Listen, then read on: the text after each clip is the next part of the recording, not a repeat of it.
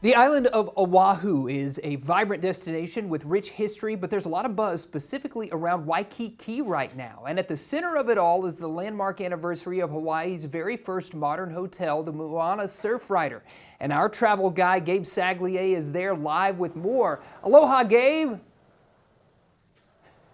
Aloha, guys, from the beautiful Moana Surfrider. Just enjoying the classic afternoon tea experience. It's early in the morning, but afternoon tea always sounds good out here.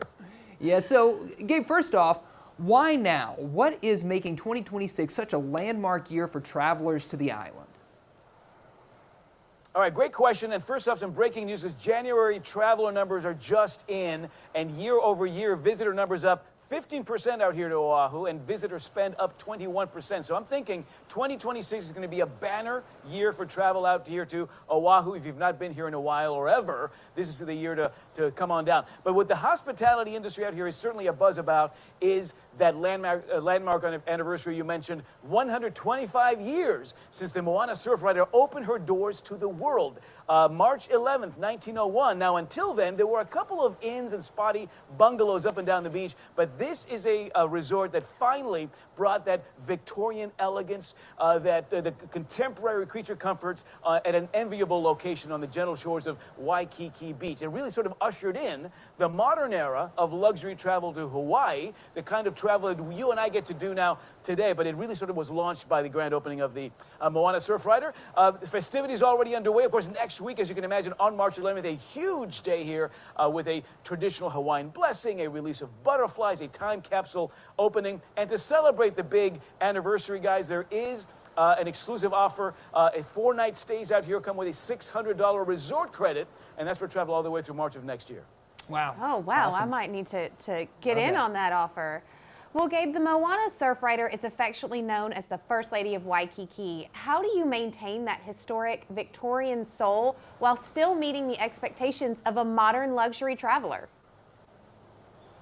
Yeah, First Lady of Waikiki. She's also listed on the National Register of Historic Places. And you're right, that balance, very important, something that this property has struck beautifully over the decades, delivering modern luxury and maintaining historical integrity. Now, on the luxury front, it really is all about these multi-million-dollar renovations that are being revealed now as part of the anniversary. The lobby, the world-famous lobby that has welcomed VIP guests over the decades, has been lightened up, airy, breezy, just a beautiful, sexy place to hang out during the day. And there are close to 800 rooms and suites across 3 wings here at the Moana Surfrider. They've all been reimagined, refreshed, inspired by the colors of the sun and the ocean. And the sand and the seaweed here. So very bright, very airy, sort of these bespoke Hawaiian elements across, which are great. But across all of these sort of like contemporary upgrades, those classic OG activities and experiences reign supreme, like that afternoon tea on the veranda that I mentioned. This is a sort of an iconic experience here that families have enjoyed over the decades. You sit on this Victorian veranda, looking at the shores of Waikiki, enjoying some of the best food on the island. You know, this kitchen team here sources more than 70% of all of their produce and fish and eggs from the island itself, which is a huge testament to their sustainability focus. And of course, the spa. You know, a lot of folks come to Hawaii to rejuvenate, to relax, and the spa on site here, the Mauna Lani, is the only waterfront spa on Waikiki Beach. Some of the other great activities here, guys: flower lei making classes. Look at this beautiful lei that I'm wearing right now. Historical tours across the property, and of course, those morning meditation and yoga classes that are just a wonderful way to start any day here on Waikiki Beach. Yeah, can we give a little history around this banyan tree? Is it what you're standing in front of right now? I got to know a little bit more about that. Yeah.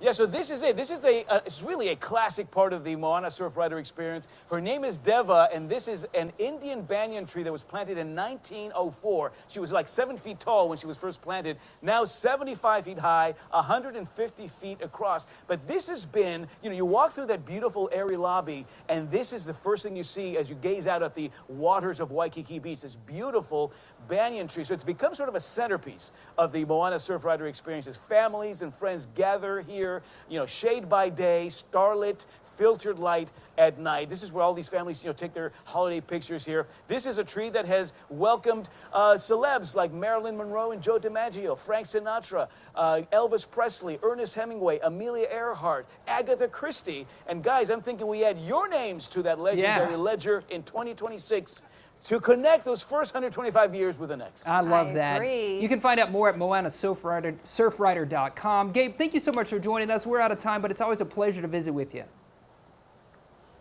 Mahalo, guys. Yeah, Aloha. mahalo. Absolutely.